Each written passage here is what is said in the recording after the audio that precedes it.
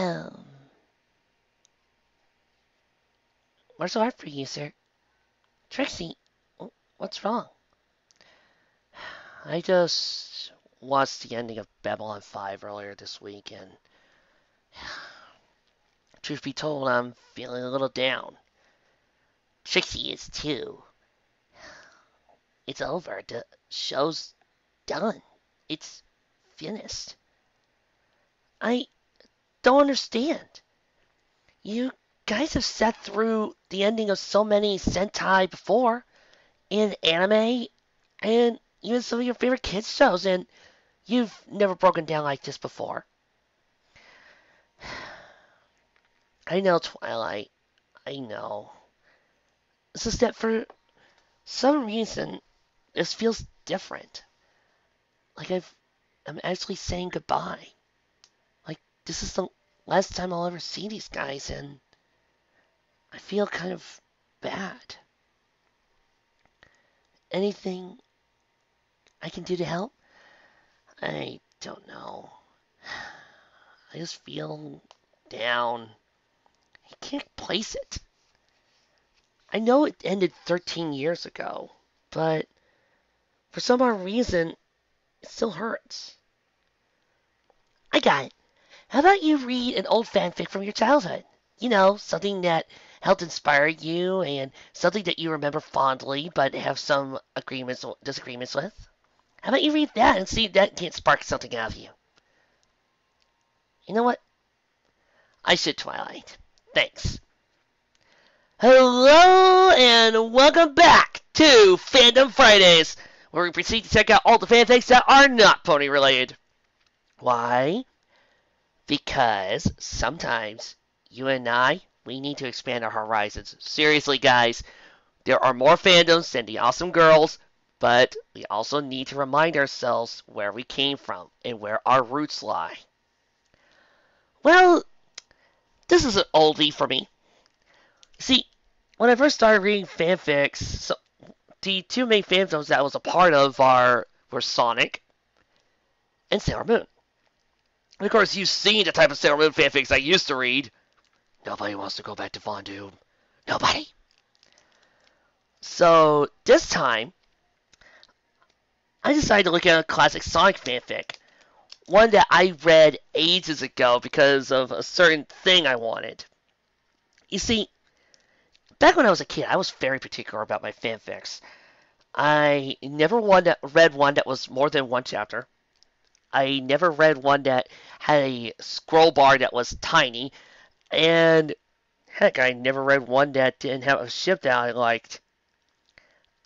Like I said, very, very picky. Now that I've become a brony, well, you've seen the type of stuff we've been reading throughout this show so far.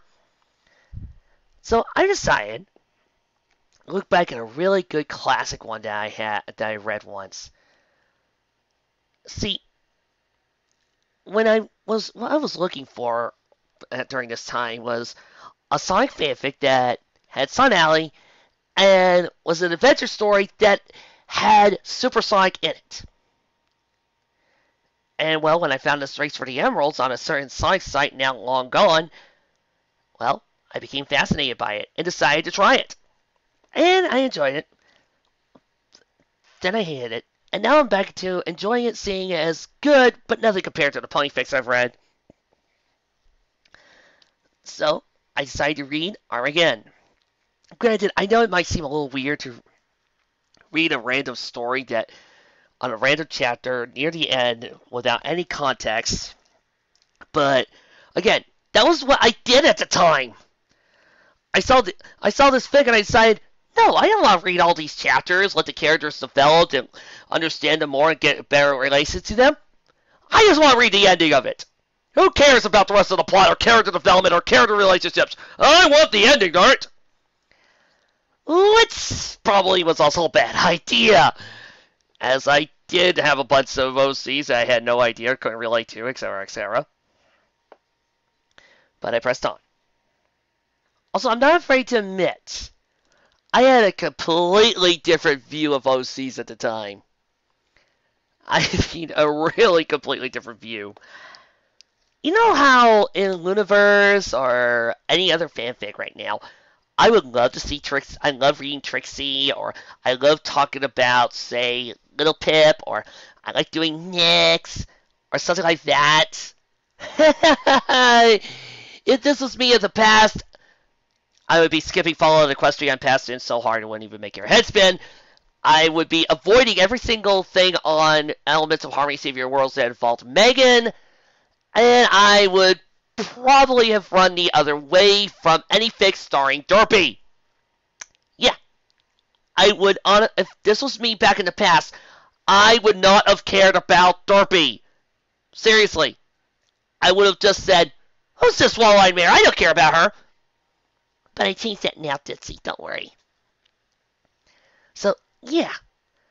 But but when it comes to the OCs and what's happened in the past, don't worry, guys. I'll feel you in everything. With, of course, the Exposomatic! The Exposomatic, here to deliver exposition at an incredibly fast rate for all of you people who need to be filled in with classic fanfics. Exposomatic. Buy yours now for $19.95. Okay, so this story takes place about a year after Love Reacquired. Through several battles, Sonic has made great progress in his life. He has freed his mom and dad from the darkness of this evil demon guy, has met up with a priest named Tanashirat, and also helped out Bunny in a few ways. Meanwhile, dark times have been up ahead, as every other character has also been having something new. You see, Snively hired this assassin by the name of Donovan, who was actually an old friend of theirs, an expert trapper and tracker, though granted a little hard-headed and arrogant, but he was fast. And he was also a good swordsman, able to keep up with Antoine at a perfectly good rate. Meanwhile, the heroes found a young hedgehog girl by the name of Sandra Acorn. Come to find out that she was a creation of the Void and was adopted by Sally's father. Through a journey, they went through the Void and saved Maximilian Acorn and Ignatius Noxus, and went back to our own dimension. Also during this time, we also find out that Pachissa got pregnant with Sonic's little sister on the way. They soon had her, and her name is Kelly Min. Also, Dulcie goes on a journey to find out about Dragonhood, and teams up with Rotor, who becomes infused with Bahamut's blood. Yes, that actually happens.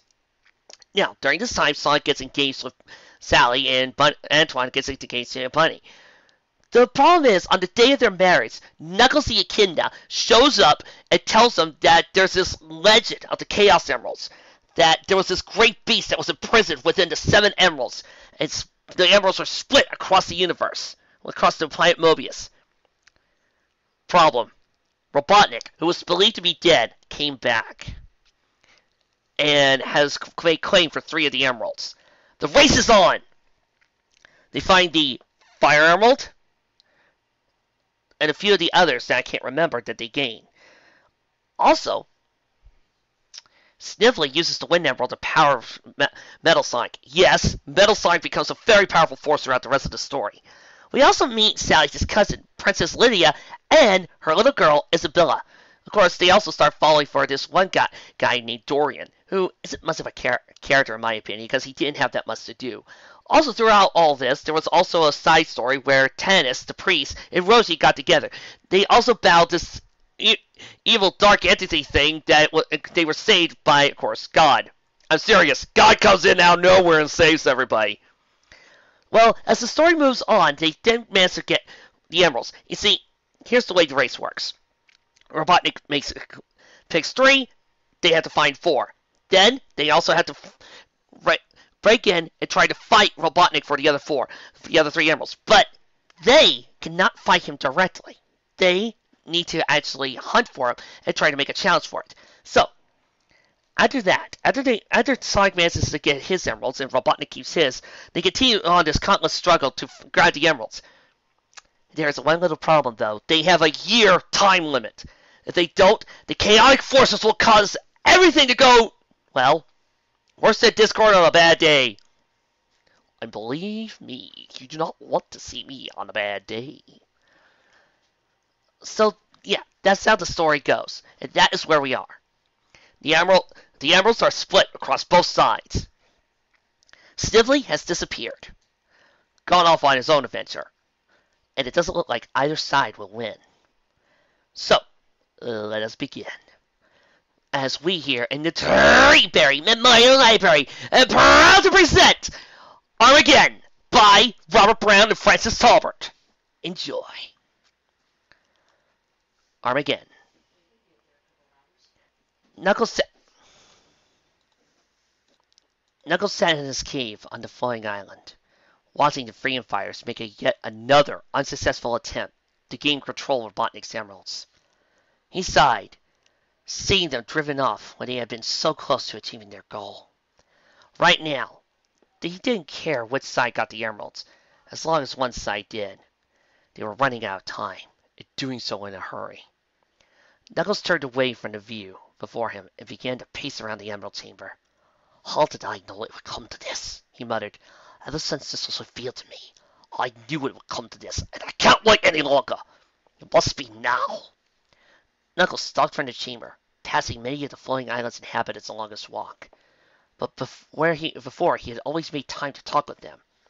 Now only one word would be pressing from his lips. Armageddon. Tana sat back, sweat dripping from his brow. Rosie smiled at him, catching her breath. Not so easy anymore, is it? She whispered. Tana smiled.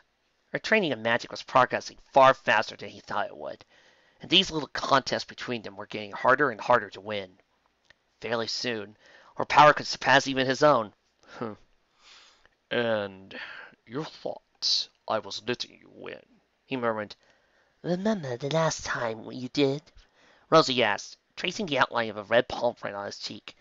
If I'm going to do this, I don't want any special treatment from you, just because you love me.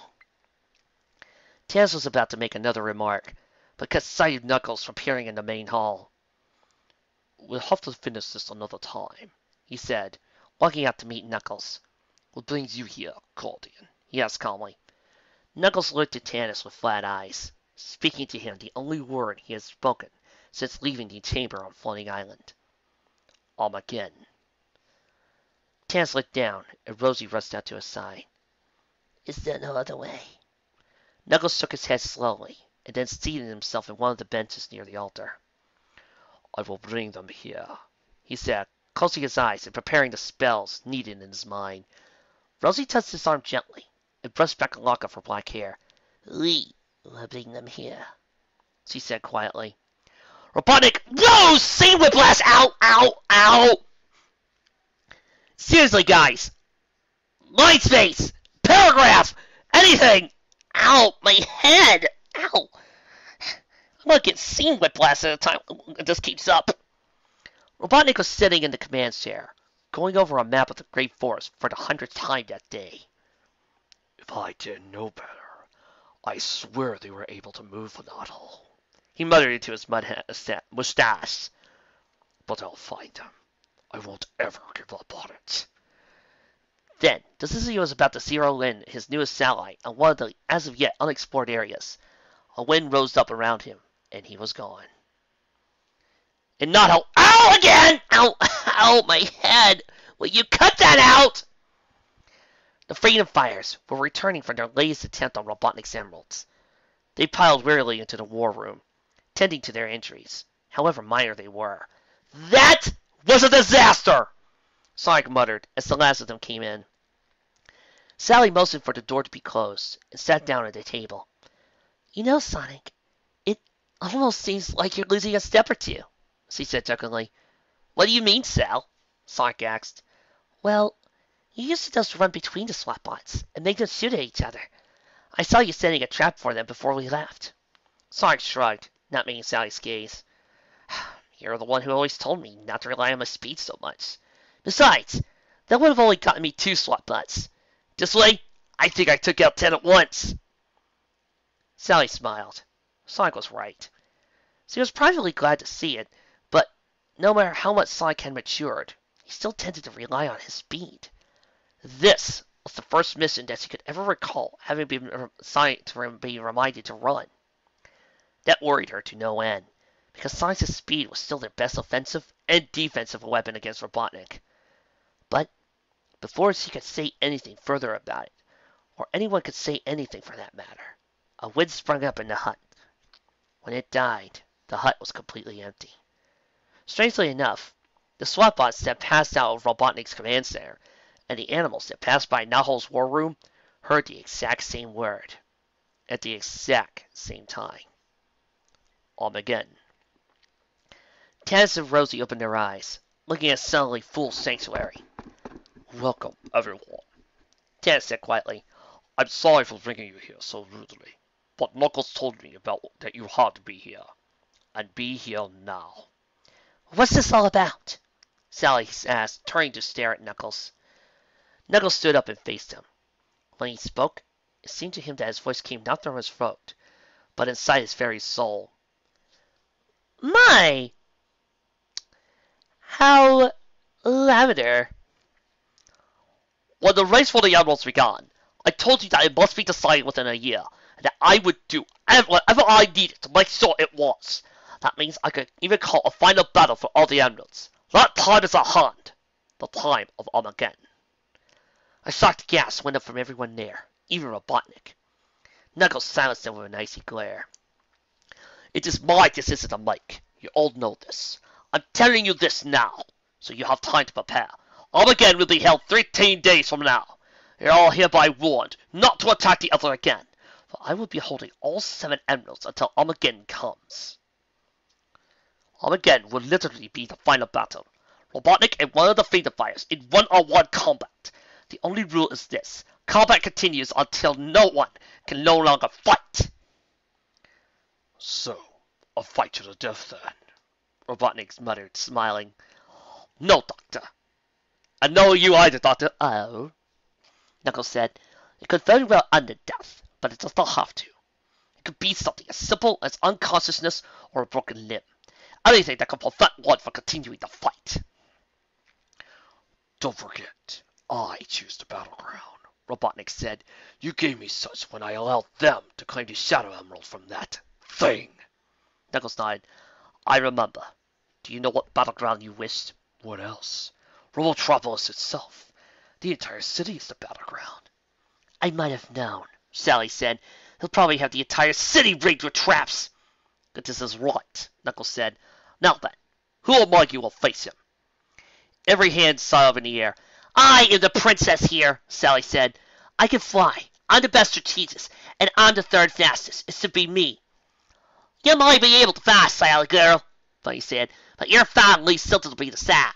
I'm the best pure fire we have, and I'm the strongest, except for Dulcie and Rubber, of course. Also, with my training, the fight between me and Robotnik will be short and sweet.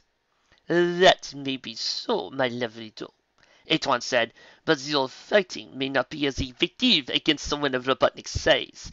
I am second only to you in martial arts, but I am the better swordsman. Sword Parson, whatever it is. No matter how tall you are, a sword can still bring you down to size. As the only royal guardsman, it is my duty to protect the house of Acorn.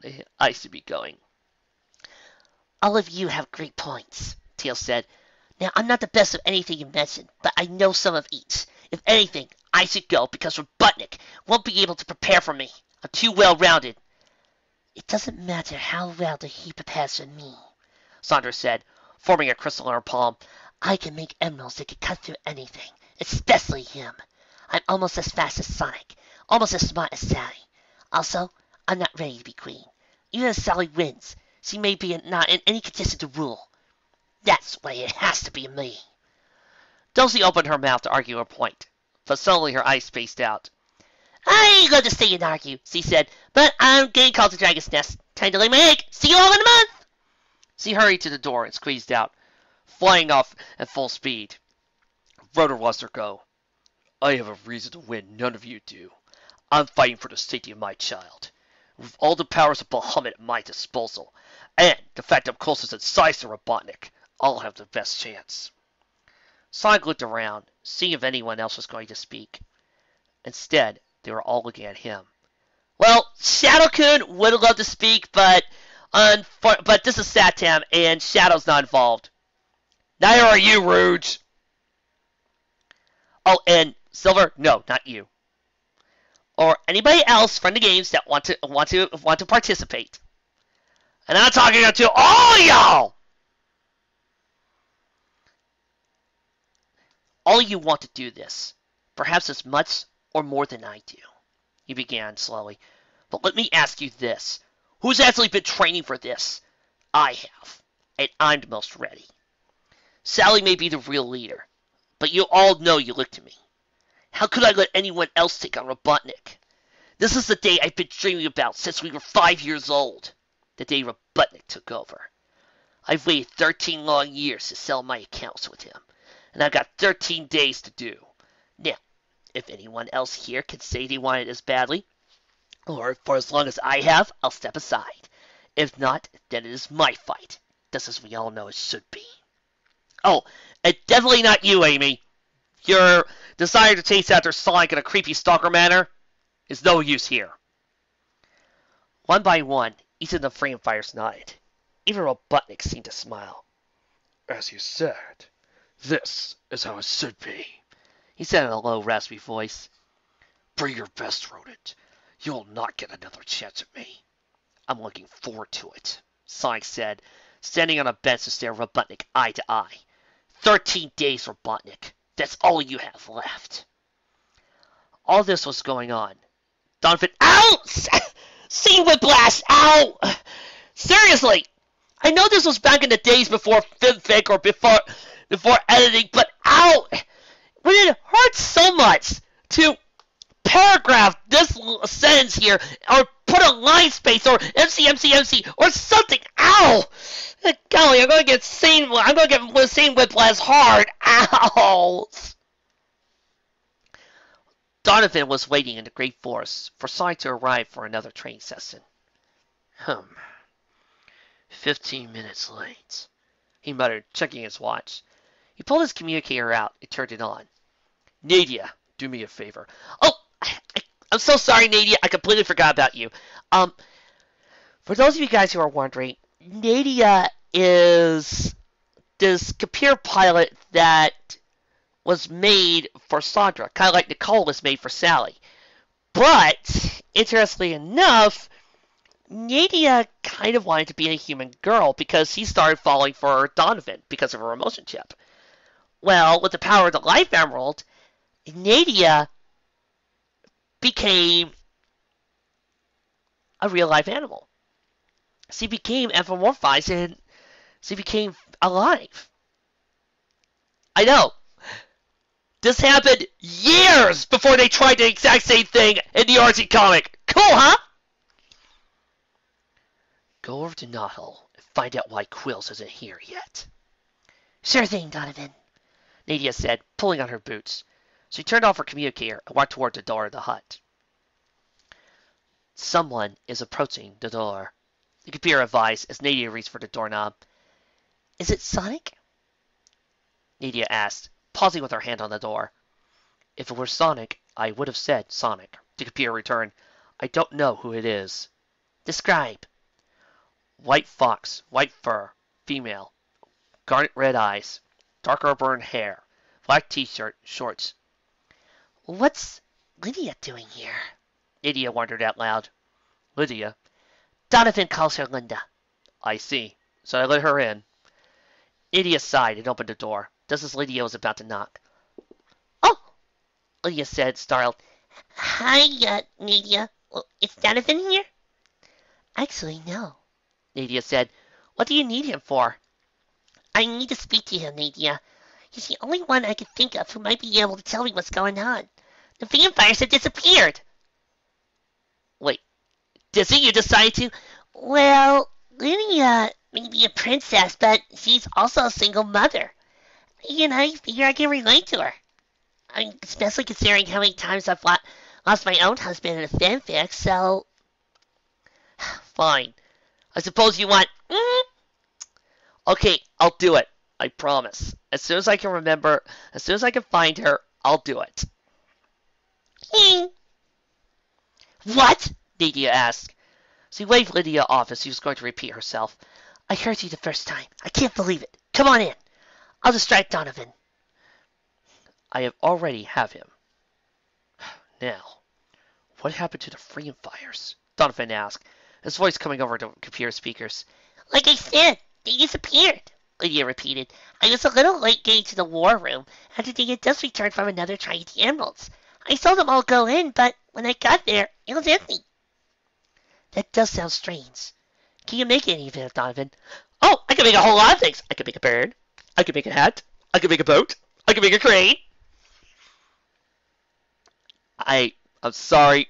I apologize. Not yet, he said slowly. Is there anything you're leaving out, Linda? You know, I hate it when you call me that, Lydia muttered. Anyway, now that you mention it, there was one other thing. It didn't make sense to me, but maybe it will to you. As I looked in the war room, I heard someone whispering, I didn't see anyone. So, I just missed it, but maybe it's important. Could you make out what was being said? Nadia said. I think it was done in Armageddon. Nadia's eyes widened in shock, and she knew Donovan's good eye was doing the same. I'll meet you in Knothole, Donovan, she said quickly. If Lydia's right, it's crunch time. Fine, Donovan said, clicking the communicator off. Device 1, activate! He nearly yelled, taking off for Knothole at full speed. It didn't take long for Donovan to reach Knothole. He wasn't surprised to see Nadia and Lydia there ahead of him, but he was surprised to see them being escorted into the war room by Sandra and Sally. He pulled up quickly and tried to turn around and fly away, but didn't see that Dorian and Isabella were right behind him. They collided and went down in a heap of fur. Isabella! Lydia yelled, hurrying over and picking up her daughter. I'm okay, Mommy, she said quietly, but I don't think they are. Didn't say you yell, Donovan, Dorian muttered, pushing Donovan off of him. Ah, Donovan, Sally said, coming up and grabbing Donovan by his arm. So glad you're here. Saves me the trouble of going to your hut and get you. There's quite a few things you need to know. Donovan rolled his eye, but only put up a token protest as Sally dragged him inside the hut. In addition to all the other frame fires, all alone he saw except Dulcie, Donovan saw Uncle Chuck sitting down with Maurice and Partissa. Partissa had Kelly Min on her lap, and the kid was squirming and twisting, trying to get down on the floor. Partissa had a loving but very tight grip on her daughter, knowing full well as he got to the floor, she was scared out of reach in a second. Sally walked Donovan to a seat in the front and sat him down next to Nadia. Now that we're all here, Sally said, walking to the table in front, there are a few things we need to go over. First, for those who aren't there, the reason Dulcie is not here right now is because she has flown to Dragon's Nest to lay her egg. Second, and more important, Knuckles has called Armageddon, the final battle. Roll credits! Nadia sighed bitterly. Donovan closed his one good eye slowly. Sonic will be our representative in the battle, Sally continued. He said he's been training for this for a while now, and now that we are home, Sonic, mind telling us what you mean by that? Sonic shrugged. It was going to come out eventually. I've had Donovan train me for this. Antoine was the one who suggested him to me, after I swore to him secrecy about it. You suggested him over me? Bunny asked. You know nobody can match me in a fair fight.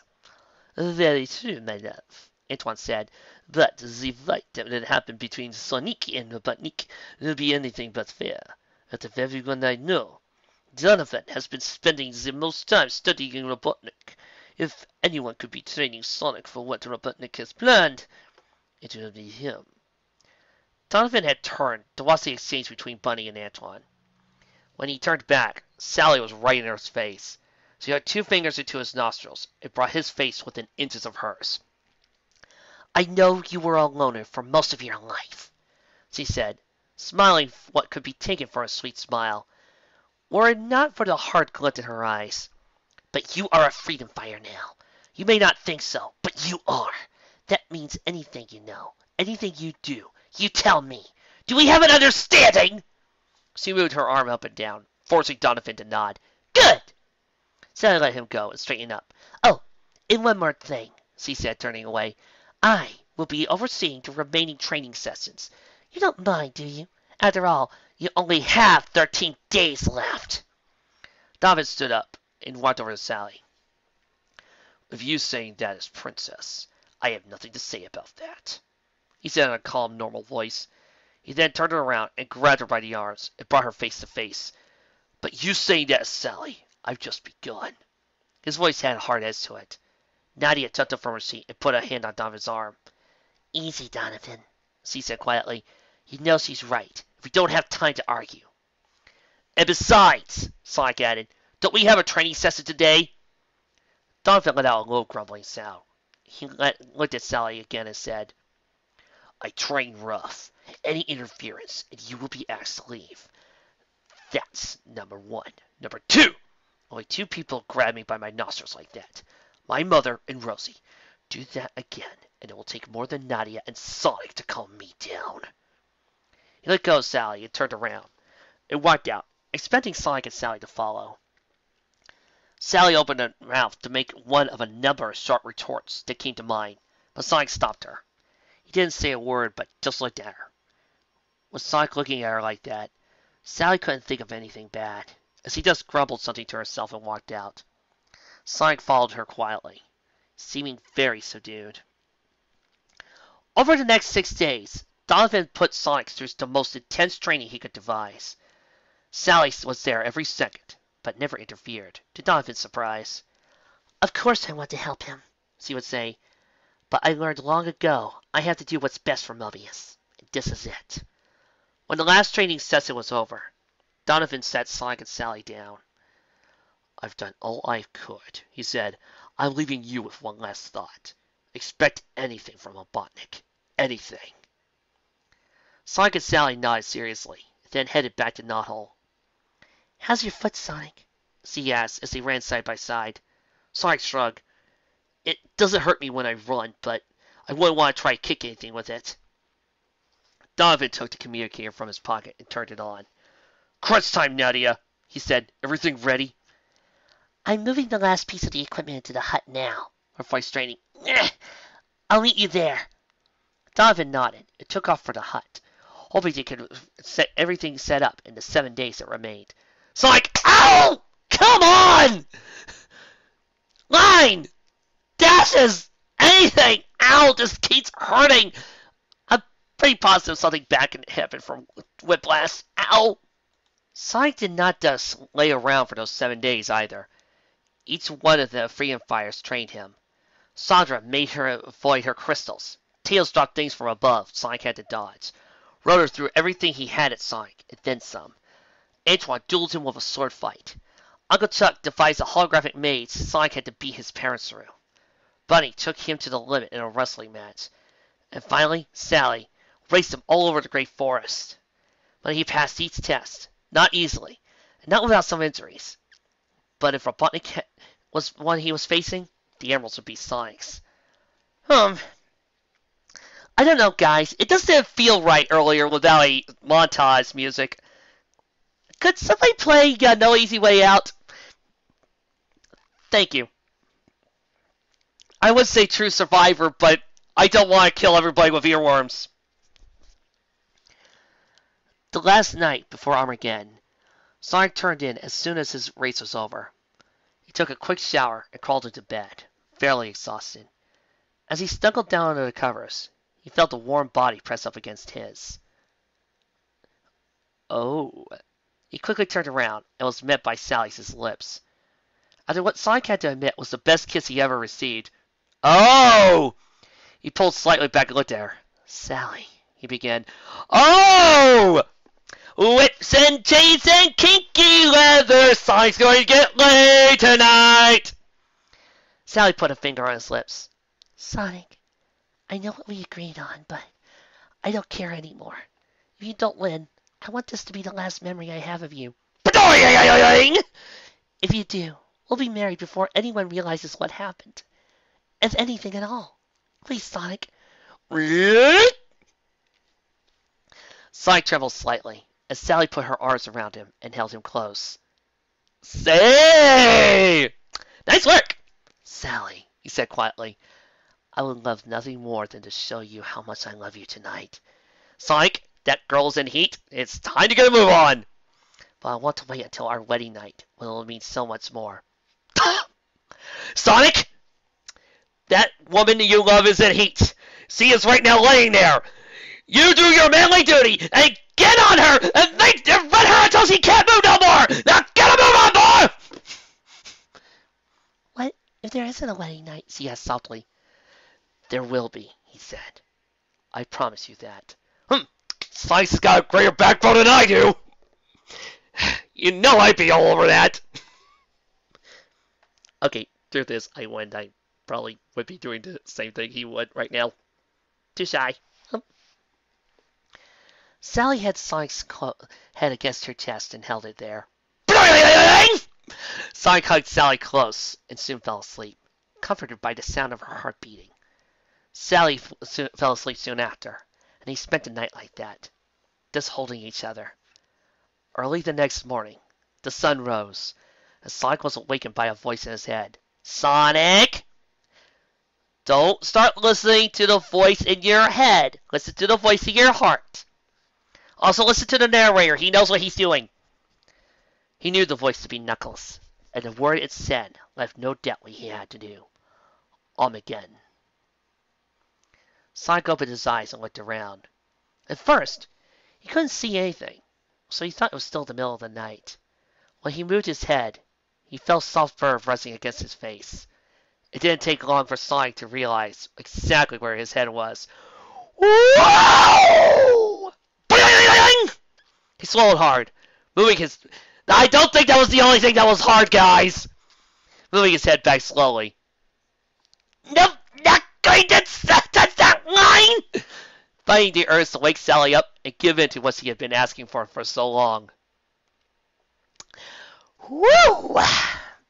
He slowly untwined his arms from behind his head and went back. Then he sat up. He eased off the bed and pulled on his sneaks. Sonic? Sally murmured sleepily. It's time, Sal, he said quietly. Sally sat up in bed, looked at him squarely. I wish you didn't have to go. So he whispered, You know I do. It's now or never, Sal, and it's got to be now. Sally nodded quietly. I know. Sonic, you better not get killed out there, or I'll kill you. Sonic chuckled a moment, but his heart wasn't in it. I'll be back. Hey, has the Hedgehog ever broken a promise to you yet? Sally smiled down at him, and was reflected brightly in her blue eyes. She didn't say anything more, and neither did Sonic. He just picked up his backpack and walked out the hut slowly. He knew if he looked back, he'd never be able to bring himself to leave. Sonic thought that he was going to leave without anyone noticing. To his surprise, all of Knothole was waiting for him. They formed two lines along the path, heading for Robotropolis. As Sonic walked between them, every single animal shook his hand, clapped his back, and told him to go kick some butt-nick butt. By the time he got to the end of the lines, he could hardly see for the tears in his eyes. How could this happen to me? He turned to face everyone. Thanks, guys, he said, wiping tears from his eyes. This means more to me than you will know. We know, nephew, Uncle Chuck said. Go out there and fulfill your destiny. Regissa came up and kissed her son on the cheek. Sonic hugged his mom for what he knew could be the last time. He then kissed little Kelly Min's forehead and held her hand. Take care of them for me, sis. But the role of Regissa Hedgehog will now be portrayed by Regissa Tallman. Kelly smiled up at Sonic and pulled back her hand from his. But before Sonic could move his hand back, she balled her hand into a little fist and bumped Sonic's hand with it. Oh! Sonic smiled back and hugged her. Love you, kid, he said softly. Ooh, hoof bump. It was then Kelly Man whispered something only Sonic could hear, but it was the first words he ever spoke. Sonic. Sonic started crying, looked up at everyone, and at the little village that had been his home for 13 years. Sally was standing in the doorway, to his hut, looking right at him. Slowly, deliberately, she closed her right hand into a fist and placed it thumb first over her heart, extending her pinky finger up. Then she crossed over her arms for her chest and pointed right at Sonic. Sonic smiled and repeated the gestures. Even here on Earth. Hey, isn't Mobius say if you say one line about a certain plot point in the comic, I swear, fire across the eyes! Those three movements were to use to tell someone I love you. Sonic turned around and walked away, heading toward Robotropolis, in the single most important fight of his life. Sally watched him until he was out of sight. All right, everyone, she said, her voice ringing clear over Knothole. You have 5 minutes to get ready, and then we go to Donovan's. Donovan, ow, again with the whiplash! I think my back's starting to break. Nydia had been awake for at least an hour, working furiously to get everything set up in their hut. Everything's done on my side, he said. How about you? Let me just connect a couple more wires, Nydia said back. 30 seconds, that's all I need. Computer, as soon as he's done the final diagnostics, check on all systems. Will do. There, finished, Nydia said, standing and stretching her back out. Go to it, computer. Starting sequence now. Estimated time to completion, 10 minutes. Donovan walked to his chair and slumped down into it. If we make it, it won't be by much, he said, yawning.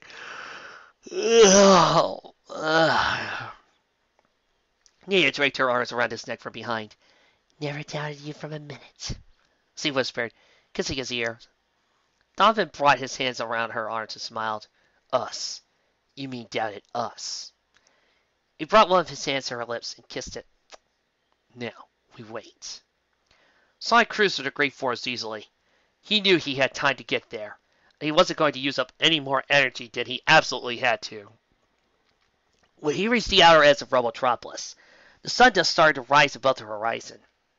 He stood watching it for a moment, hoping that the next sunrise would be over Mobotropolis. He then went towards Robotnik's command center, somehow knowing that what they were waiting for him there. Excuse me. There! I think if I wait long enough, the whiplash won't hit me. I think I'm gonna— Ow! Motherfragger! Diagnostic complete, Donovan's computer said, startling Nydia and Donovan. Everything is in order, and Sonic has just entered Robotropolis. Now comes the crucial moment, Donovan said, crossing his fingers. Oh, please say we get the Sci-Fi Channel. Oh, please, oh, please, oh, please, oh, please. Activate monitors, Nydia said, crossing her fingers as well. And please say we get Discovery Family. I want to watch the new episode of Pony. I want to watch the new episode of Pony. And I do, too. One by one, each monitor flicked to life, showing us various rooms and hallways of Robotnik's main building. Donovan and Nydia scanned over the monitors, looking at each of the 36 monitors stacked in 6 rows of 6 monitors each. They both breathed a sigh of relief as the last monitor lit up. We did it, Nydia whispered, hugging Donovan tight. Yeah, we did, Donovan said, getting up and hugging her back. I hate to break this up, the computer said, but there is a large group of animals heading this way. Donovan took a step back and shrugged. That must be silly bringing a few of— He then did a double take. Computer, define large. Cross-referencing. Comparing against current roster of Knothole residents, it appears he's brought them all, and a few more. What? Donovan nearly yelled. He and Nydia run towards the door, and was greeted by what could be termed a mob. You know, you can't all fit inside, Nydia said, looking inside the very cramped hut. We have no attention to that, Lupe said, standing with the last remaining members of the wolf pack. How many do you think you can hold? Computer? Donovan asked, turning inside.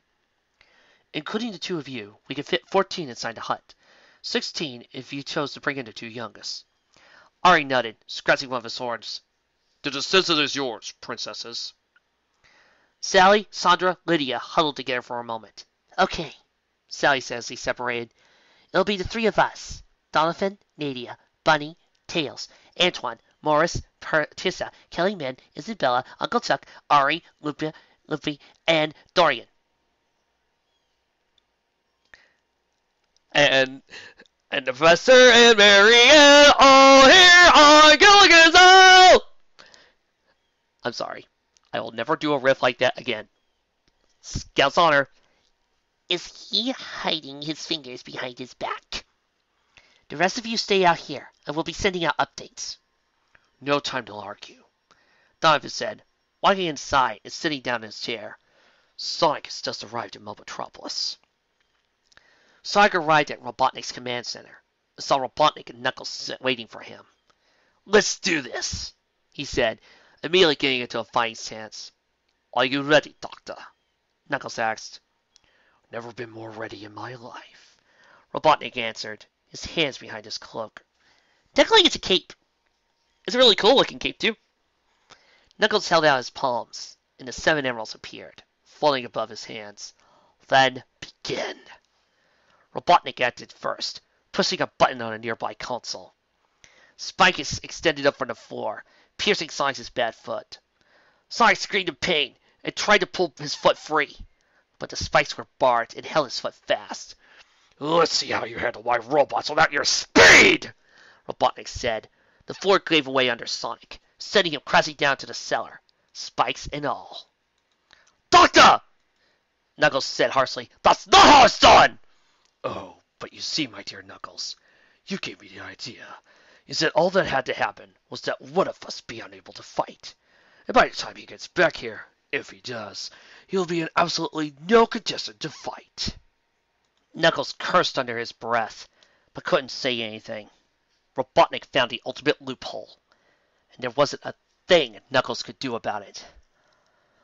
And you know that if he doesn't make it in a certain time, I will be forced to hand him over to you, Knuckles stated. Of course. Grab her!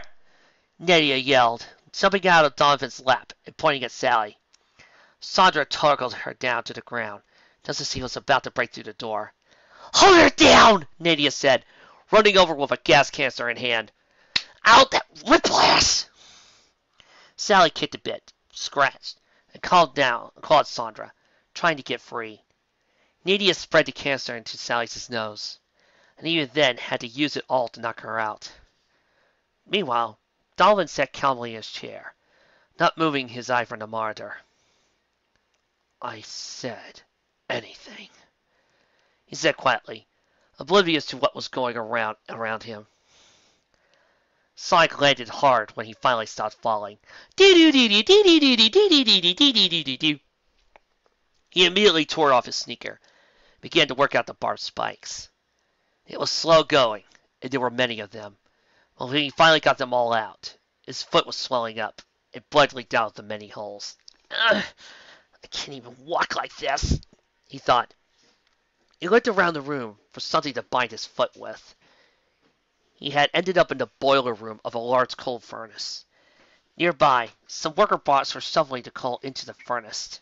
A piece of coal dropped off from the pile and fell near him. He looked at it for a second, then closed his eyes and winced. Can't believe I'm actually going to do this, he thought, picking up a coal and crushing it into dust. He spread the dust over his foot and pulled a power ring from his backpack. Taking a deep breath, he touched the power ring to the coal dust. The ring glowed brightly, then ignited the coal dust. Sonic let out a cry of pain that could be heard from most of the building. But it had the effect he wanted. The wounds were closed, cauterized. He pulled his sneaker back on and stood up. The pain was bearable, but he knew there was no way he'd be able to run. Focusing on his mind to getting Robotnik, he shut out the pain and walked from the room.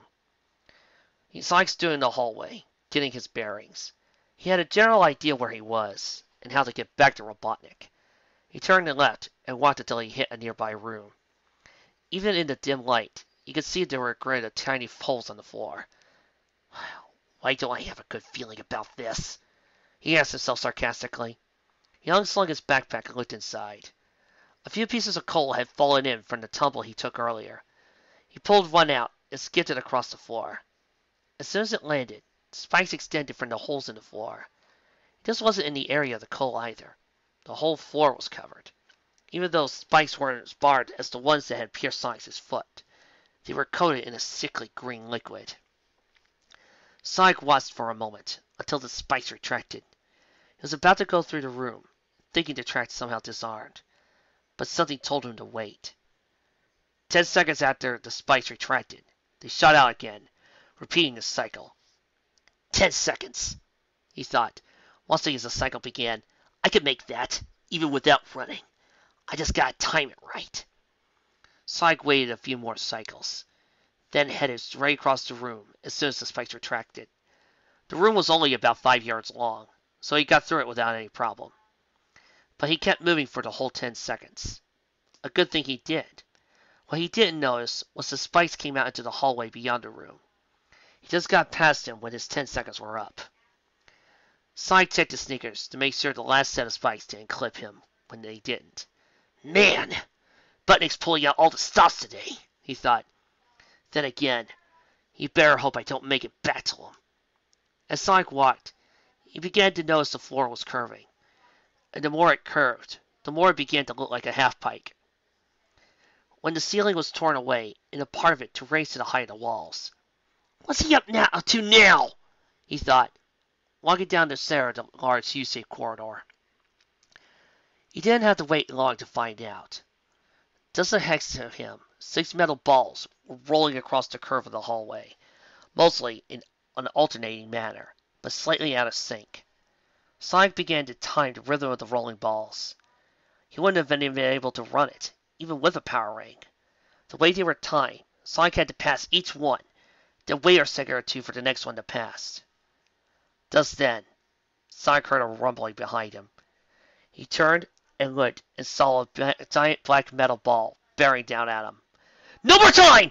He thought, hurrying past the first ball. As he waited for the second to pass, he heard the first one get crunched by the monster rolling behind him. The timing was exacting. Too soon, he'd get run over by the small one in front of him. Too late, he'd get flattened by the one behind him. Just as Sonic passed the sixth and final ball, there was a huge hole in front of him. Oh man! He yelled, thus barely keeping his abundance.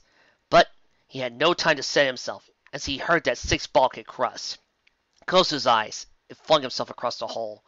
His toes hooked on the opposite end, fell flat on his face, but he was across.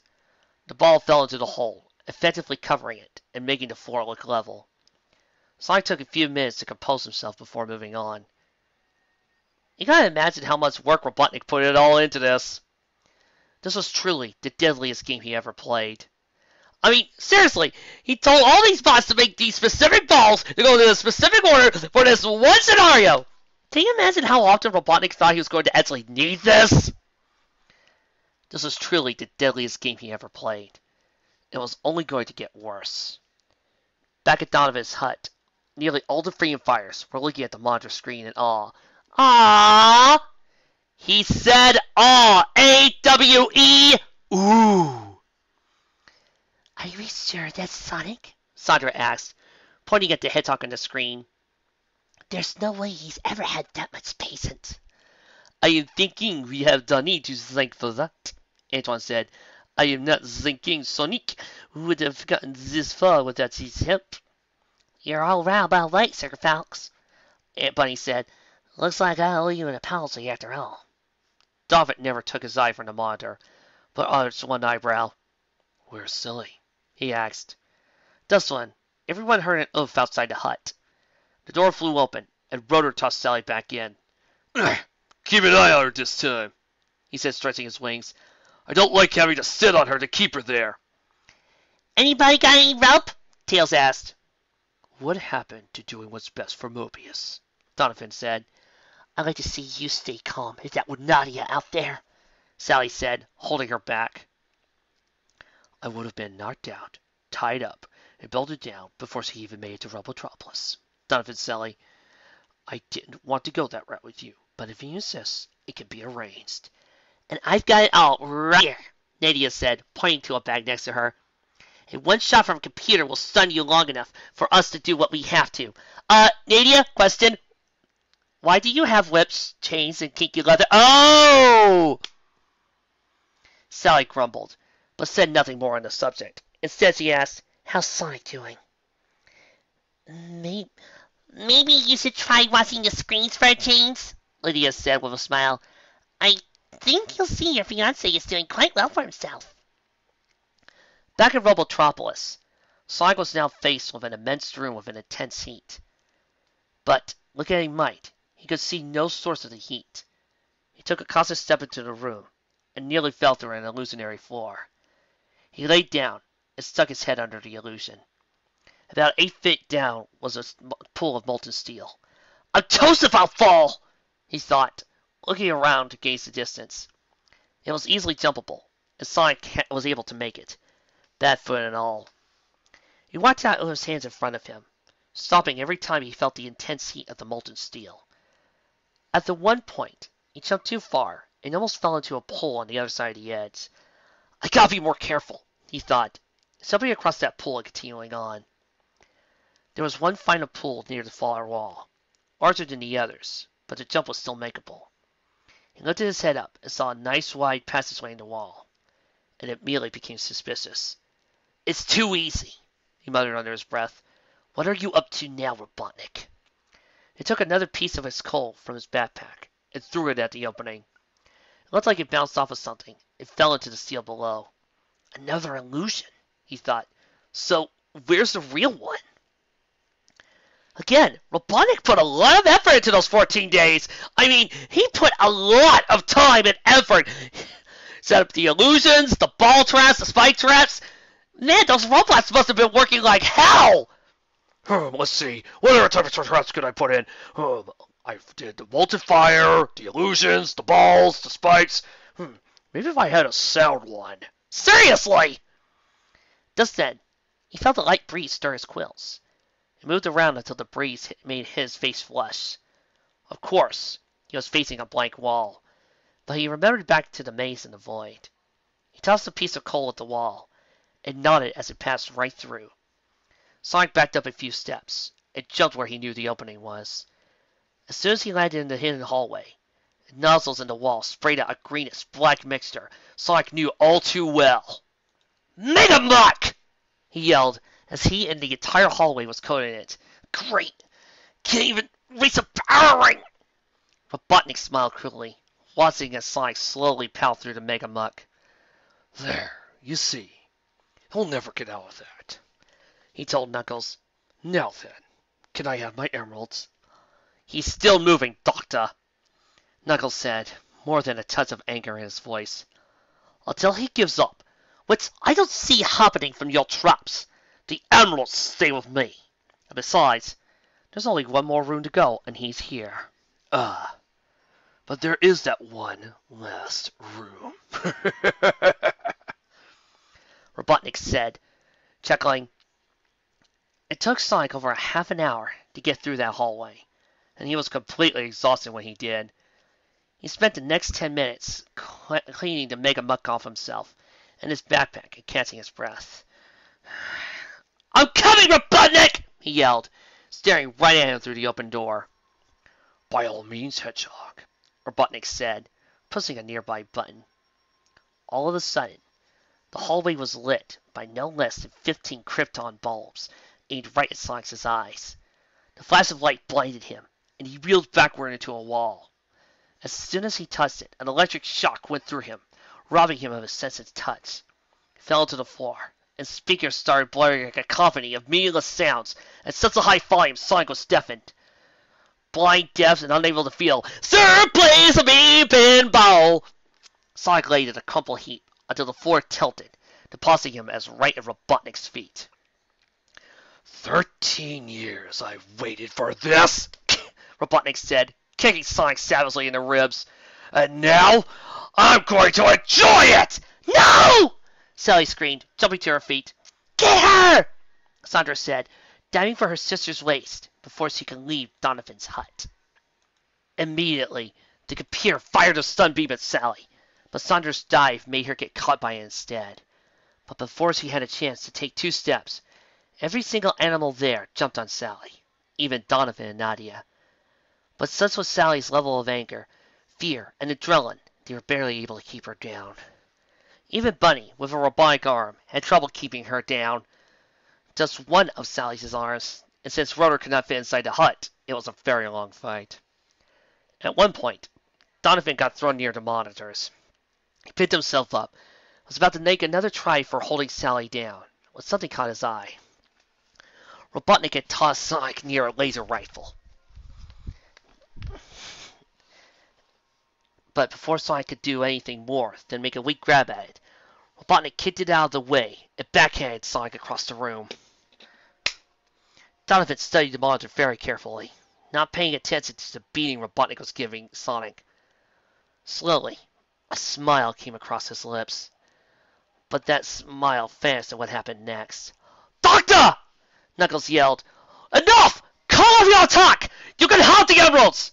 "Come on, Robotnik," Donovan muttered in the suddenly still room as what Knuckles said sunk in. "Let your hatred get the better of you." Robotnik turned to look at Knuckles and smiled. "You said that the fight goes on until one cannot continue," he said in a low voice. "The Hedgehog is still getting up. This isn't over until he no longer can!" Knuckles scowled, but said nothing more. Robotnik turned back to Sonic, laughing. But his laugh was cut short when he saw Sonic fisting around inside his backpack. "It ends now!" he said, picking up the laser rifle and aiming it at Sonic. Without any hesitation, he pulled the trigger. "Sonic!" Sally screamed, heaving everyone off of her. She ran to the monitor, expecting to see Sonic's charred and lifeless body there. "Don't you worry, Sally," Donovan said quietly, "for you see, the real fun is about to begin." Robotnik pulled the trigger again and again, but it never fired. "What is wrong with this thing?" he yelled, tossing it to the floor. All of a sudden, a yellow glow surrounded Sonic. Though he was bruised, battered, and bloodied, his eyes focused on Robotnik and stood straight and tall. "Looking for this, Robotnik?" he asked. In one hand, Sonic held a power ring. In the other, the power cell to the rifle. "No!" Robotnik yelled, kicking savagely at Sonic again. Sonic just caught the foot and twisted it, sending Robotnik spiraling. "You were right about two things." His voice was low and menacing. "It has been 13 years, and it ends now!" Robotnik scrambled to his feet and out the main door, not the one that led to the Mega Muck. And Knuckles and Sonic were right behind him. Sonic attacking him with his trademark speed, getting Robotnik so turned around and dizzy, he didn't know which way he was running anymore. Then suddenly, Sonic fell and skidded along the hallway, his bad foot giving out on him. Robotnik turned to him and reached to grab him by the neck. "I'm not taking any more chances!" he said. Sonic went into a spin dash and finished it off with an uppercut. That sent Robotnik almost flying through a door. Donovan saw which room Robotnik landed in, and a huge smile broke out on his face. "I love irony," he said, staring right at the monitor. Everyone in the hut looked at the monitor and smiled, knowing exactly what Donovan meant. Robotnik rubbed his chin, trying to clear the cobwebs. He got unsteadily to his feet, just in time for a large glass tube to come down and surround him. Robotnik looked around, realizing in a second exactly where he was. "No!" he said, pounding on the tube. Sonic stood at a nearby console, hand poised above a red button. "Do you feel it, Robotnik?" Sonic asked. "Do you feel the fear of thousands upon thousands of Mobians you felt inside that tube? I hope you enjoy it, because that is the last thing you're ever going to feel!" "This is for Mobius!" he said, slamming his hand down on the button. Sonic watched coldly as the tube was filled in a bright purple light. He watched every single second of this burned into his memory. The moment when Mobius finally became free. The moment when Robotnik himself was roboticized. And then it was done. The tube lifted, and the robot that had once been Robotnik waited quietly for orders. But no orders would come, for all roboticized creatures were reprogrammed to follow Robotnik. And in this state, he could not give himself any orders. Knuckles walked up to Sonic and caught him as he fell. A few spoken words of magic, and Sonic was fully healed. "You've won, Sonic Hedgehog," he said solemnly. "The power of the emeralds is now yours to command. Come, let us go to that hole." Everyone, both inside and outside Donovan's hut, let out a cheer. "Hooray!" "Oh, come on. This fic doesn't deserve that." Hooray! Come on, a little louder. Yay. Perfect, Flutters! Thank you. He did it! Sally said, grabbing onto the nearest animal, which just happened to be Donovan, and giving him a sound kiss and held him for 15 seconds. Donovan just looked at her in surprise and shock, but Sally was way too happy to notice. Everyone, back to knothole! She called. Everyone followed, except for Donovan, who was still standing in shock from being kissed. Nadia walked up to him, snapped her fingers in front of his face a few times, then kissed him herself, more sadly than Sally did. Donovan put his arms around Nadia, and she held him up for air. I'll just say this, he said in a low whisper. I pity Sonic on his wedding night.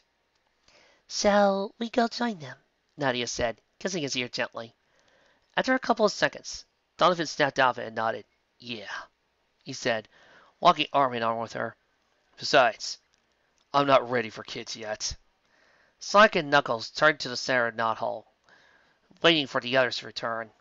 Sally was the first to reach them and literally flew into Sonic's arms, covering his face with kisses. You did it! Sally whispered, snuggling his chest. It's over. It's finally over. Not quite, Sonic said, and looked over to Knuckles. Let's get this over with. Knuckles nodded, and the 7 emeralds appeared in the air before Sonic. Call the names, he said, smiling. Whichever the center one is the one you speak the last. Sonic nodded, turning to look the emeralds full on. In a strong, clear voice, he spoke the 7 names. Earth, fire, wind, water, lightning, shadow, life. The emeralds joined as Sonic indicated. The gray life emerald at the center. Sally backed away and Sonic took hold of them. In a flash, the emeralds disappeared, absorbed into Sonic. Immediately, a change came over Sonic. He grew a little taller and more muscular. The blue of his quills was replaced by white tinged with yellow, as he had become a living power ring. He was stronger, faster, and better than ever he'd been. In short, he became Super Sonic. I feel their power, he said quietly, his voice tinged with awe. Ah! Ah! A-W-E! Ooh! I feel their energy coursing through my veins, and I know what I must do with it. He turned to look at Sally, extending a yellow hand toward her. Will you do it with me, my love? He asked gently. Sally nodded, taking his hand. As he did, the emerald energy coursed through her as well. Her brown fur turned to a pink so bright, she almost glowed. Her auburn hair stood out on end, much like Sonic's quills. Everything Sonic did become, so did Sally. Or should I say, Super Sally? No! No! Bad fanfic! Bad! Bad, bad, bad, bad! You do not do that! You do not do that in the narrator! I was being perfectly fine to you until you did that! No! Go to your corner and think about what you did! Oh, Sonic, she breathed. It's beautiful. And you're right. I know what we must do. What happened next was the object of much discussion and legend throughout Mobius for generations. Though many sides of the story were told, they all agreed on one thing. A comet circled Mobius that day, yellow and pink intertwined. Anything that comet touched was restored to its former self, before Robotnik dared to touch it. All roboticized creatures were cured of their curse. All areas fouled by pollution become clean and pure again. Even Robotropolis, for 13 years a place of death and evil, became Robotropolis once more. When all was ended, Sonic and Sally stood on the center of the fountain of Robotropolis, holding each other and sharing a long, passionate kiss.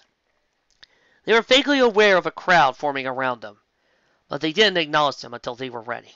It's done, Sonic said quietly, as the emerald's energies faded from their bodies. Everything is restored to what it once was. Sally nodded, and they turned to face the crowd. Let today see the celebration the likes of which this planet has never seen, she called, voice ringing clearly through the city streets. Today is the day we have taken Mobius back! The entire crowd let out a cheer. Yay. Thank you, Flutters. Yay. Thank you, Maud. All that is, except Donovan, who had suddenly disappeared. Only Nadia noticed that, and she set off in search of him. Sonic and Sally turned to look at Knuckles, who now had 7 dull stones. Will you stay with us, at least for the party? Sally asked. Knuckles shook his head. My work here is done. I must now return to the floating island. And you better not party too long. Now that Robotnik is deposed, you only have a week to become queen. Don't worry about that, Sally said, smiling. All that will be taken care of tomorrow, when the weddings finally take place. Knuckles nodded and opened a portal. To those who could see, a female Echidna waited on the other side, smiling warmly at Knuckles. Yes, I can use Steely's shoe, because this is a fanfic, so you could bite me, Penders! I take my leave then, he said. After all, I think I have my own plans to make now that my job is completed. After all, I have my own love to pursue. Will we see you again? Sonic asked. Who knows? It's possible. Until then, farewell. Who knows? Celestia willing, we'll all meet again in Quest for the Emeralds 2, the quest for more money. He stopped through the portal and was gone, leaving all of them to their celebrations. But there was someone who was not celebrating. Donovan was in the room that held the roboticizer, on his knees, father's sword in lap. Nadia walked in quietly and kneeled down next to Donovan. I failed at keeping my promise, he said quietly. What do you mean? Nadia asked, a hint of fear in her voice. I told him, just when he thought he got away, I'd be there to slit his throat. Yet he's gone, and there's not a single drop of blood on my sword! Donovan, you want to fix that, you could cut your hand. That's what I've seen a lot of Narn do. Which means it truly isn't over. He will be back! Though Donovan could not have known it, the one he spoke of stood on a hill, overlooking the newly restored Robotropolis. You have won this day, Hedgehog, he said quietly, but I still survive, and I will return. So intent was he did not notice a black-robed figure beside him. You are correct, Doctor, the figure said, touching Robotnik's left arm, restoring it to metal. But when we return, it'll be as my master directs. This is not the end. No, it's not, for it does continue. There was a wedding present, and there were many other stories told. But I think I'll save those for later. Right now, let's look at this fic. This thing's got a lot of memories. I remember reading this, well, my mom reading this to me when I was a kid. I remember liking it when I was little, hating it when I became a teenager. I mean, I did an unpublished MS-Team of it once. Don't look for it. Like I said, it's unpublished and it's only available here at my house, and quite frankly, it's not that good. Then years passed and I started to like it again. I mean, and I think I can see why. What happened to make me change? I changed. When I was a kid, I was just like, oh cool, oh cool, finally a Sonic fic that has Super Sonic in it. It's about freaking time. It felt like I was the only one who did it. When I was older, freaking OCs. What's the point? I don't care about them. Where's Sonic?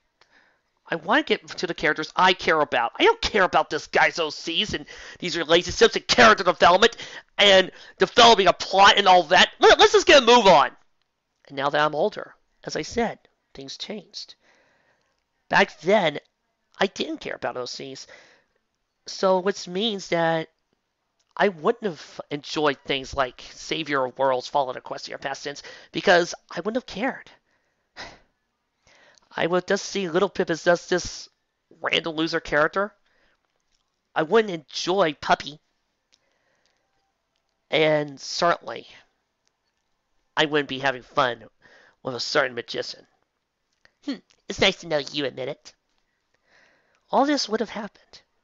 So, thus, my ideals about this fanfic have changed. For the OCs, I can't really say anything bad about them. If you just came in like I did, you would be confused. But if you followed along properly, you would see how well they've grown. With the exception of Dorian, some of these OCs have been developed pretty nicely. Especially Donovan, who has some really good character moments. I can't call them Gary Stews because they're not perfect, they're not always right, and the characters are not always liking them. They have personalities and they have their own depths. But right now, I just want to focus on some of the characters and plot. The plot for this chapter moved at a good pace. Despite my complaints about the whiplash, you have to understand that this was back before we realized, hey, you could put these little lines between these pace breaks in order to split up the scenes. This was back before then, or dashes to help us split the scenes.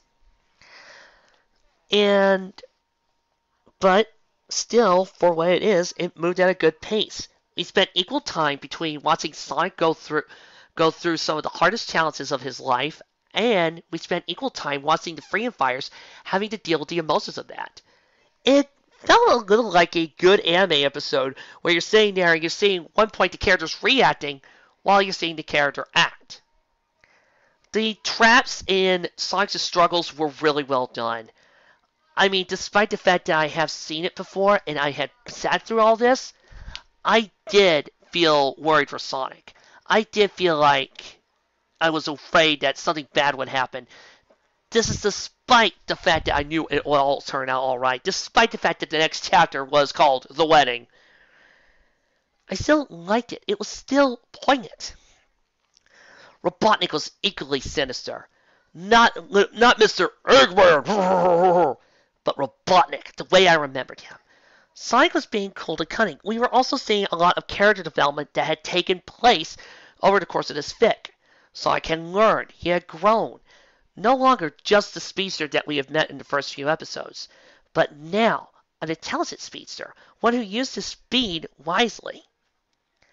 Also, that end scene where Sonic gets the power ring and proceeds to give Robotnik's his butt 8 ways from Sunday was really well done.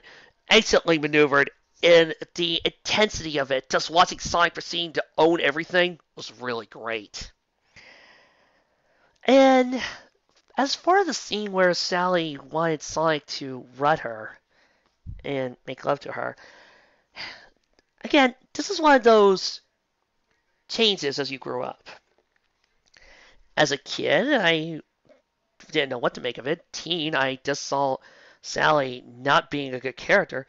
And now, well, quite frankly, I'm looking at this with a different mindset. As far as I'm concerned, it doesn't serve much of a point. And no, it's not because it's two characters deciding to bang out of wedlock. That happens. People make love before they're married. That type of thing happens. Heck, I have a few characters who say they aren't virgins and they aren't married. Heck, I've actually read a very few good stories. Little Pip is definitely not a virgin. Trust me, she has banged her mods enough times to know. Yeah, 36 times. Thank you, Little Pip. So, no, don't care. Not important to the story. What is important is its point. It's a small scene, but it doesn't really feel like it add or taken away anything, other than just confirming Sonic's celibacy, confirming their love for each other, and just being a type of scene of just going, oh, okay. It felt like it was just there to get Sonic and Sally to cuddle up each other. And wouldn't have that been easily done if it was a nightmare, or if Sally or Sonic decided to comfort each other? Or snuggle? We didn't really need this moment. It didn't really need to be brought out or done anything with it.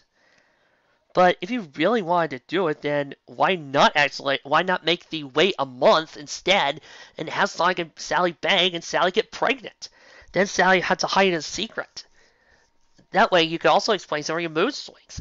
That is if you wanted to do it. If you wanted to do it badly, then do it. But other than that, this just felt like the author's way of saying, hey, don't have sex before marriage. And just done in a haphazard, bad way.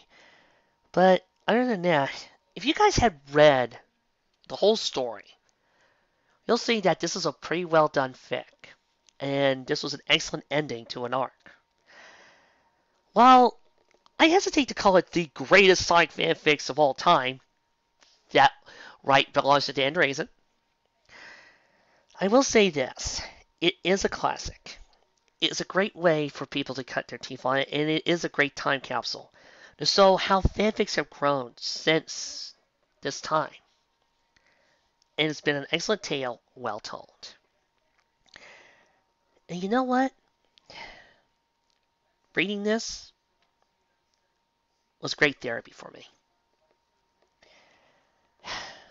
I think it helped me finally come to a realization as to why I felt so depressed and empty when Babylon 5 ended. When a Sentai ends, you know that for better or for worse, there's a new Sentai on the horizon. It might be good, it might be bad, or it might be mediocre. But it'll be a new Sentai with new Rangers for you to enjoy. Okay, so there's nothing bad there. When it comes, the same could be said of Kamen Rider and Power Rangers. You know that there's something new on the horizon. You don't really are missing much. Anime?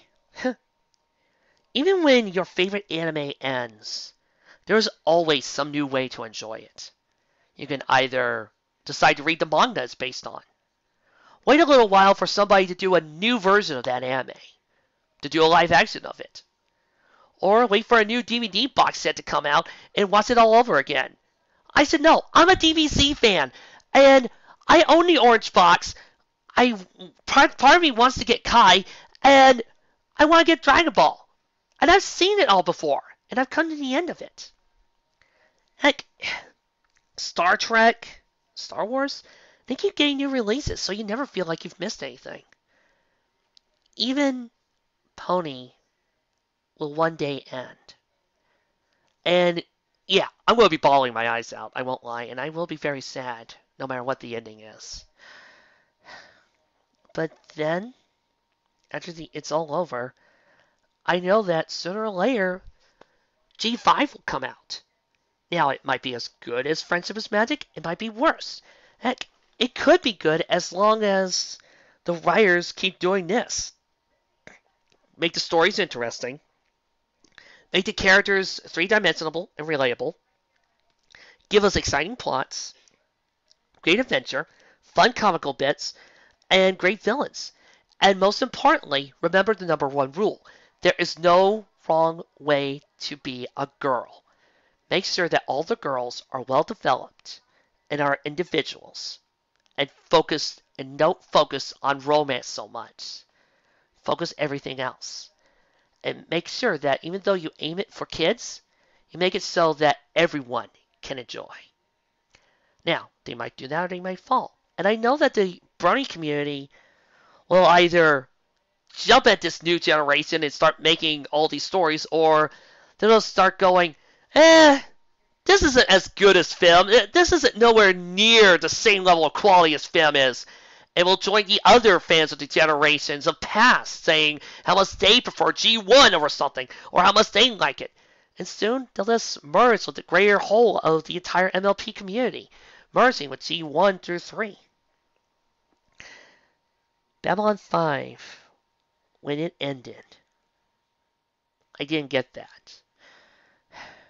Mainly because Sheridan's story ended, or because so many of my characters' stories did end, and now I know this is it. This is the end of them. What's worse is Babylon 5 is not Star Trek. It's not anime. Babylon 5 has been aired on a small TV channel and then on TNT. It's nowhere near as popular. So it might not get another DVD release. It's not even on Netflix. So, unlike Star Trek or Kim or something like that, the only chance I could possibly have of reliving these memories or seeing these characters again is through this DVD box set.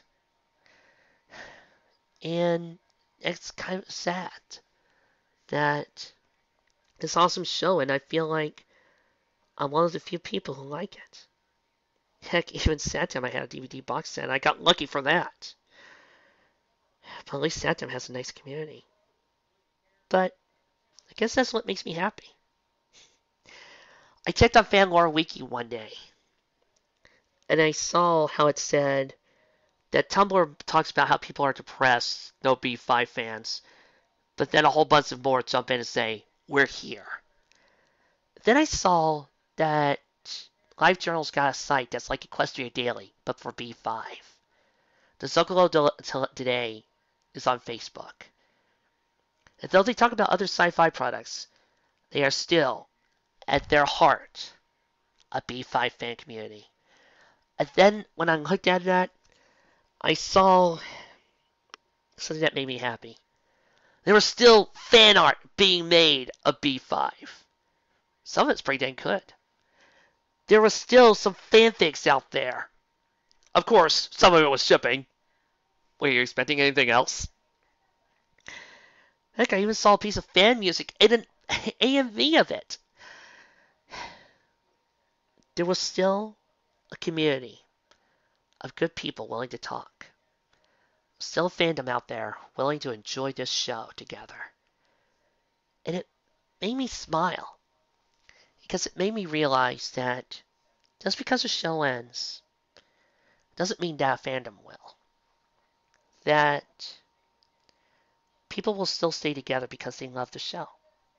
Sure, they might move on to other products, but that's normal. That's life. You don't see me drinking Dr. Pepper 24/7. I drink other stuff. That's what makes life good.